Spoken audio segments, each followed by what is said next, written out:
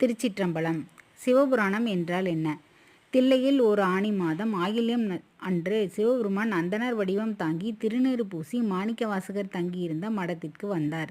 வந்தவர் மாணிக்கவாசகர் பெருமானிடம், தாங்கள் எழுதிய திருவாசகத்தை நீங்கள் ஒருமுறை சொன்னால் அப்படியே ஓலைச்சுவடிகளில் எழுதி கொள்கிறேன் என்றார்.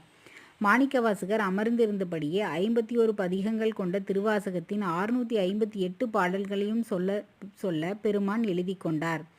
எழுதி கொண்ட திருவாசகம் அடங்கிய அத்தனை ஓலைச்சுவடிகளையும் பெருமான் நடராஜர் சந்நிதி முன்பு வைத்துவிட்டு மறைந்துவிட்டார்.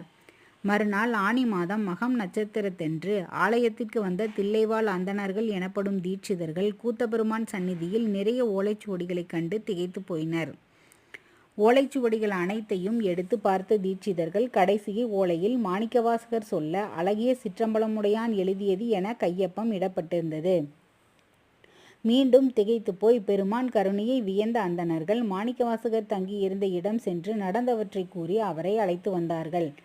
ஓலைச்சுவடியில் உள்ள ஒவ்வொரு திருவாசக பாடலையும் பார்த்து கடைசியில் பெருமானது ஒப்பத்தையும் கண்டு பிரமித்தவராய், ஆம், அடியேன் சொல்ல எழுதப்பட்டதுதான் என்று சொல்லி வந்தது பெருமான்தான் என நினைத்து உள்ளம் உருகி கண்ணீர் சொரிந்தார். தீட்சிதர்கள் மாணிக்கவாசகரிடம் ஓலைச்சுவடியில் உள்ள திருவாசகத்திற்கு பொருள் கூறுமாறு வேண்டினர். மாணிக்கவாசகர் மந்தகாச புன்னகையுடன் நடன கோலத்தில் இருக்கும் நடராஜ பெருமானை காட்டி, இப்பாடல்கள் அனைத்திற்கும் இவர்தான் பொருள் என்றார். அப்படி மாணிக்கவாசகர் கூறியதும் பெருமான் அருகே ஒரு ஒளி தோன்றியது. அதை நோக்கிய வண்ணம் உள்ளே சென்ற மாணிக்கவாசகர் சிவபெருமானிடம் இரண்டர கலந்துவிட்டார். ஆக ஆனி மகம் மாணிக்கவாசகரின் குரு பூஜை நாள் ஆகும். திருச்சிற்றம்பலம். தில்லையம்பலம்.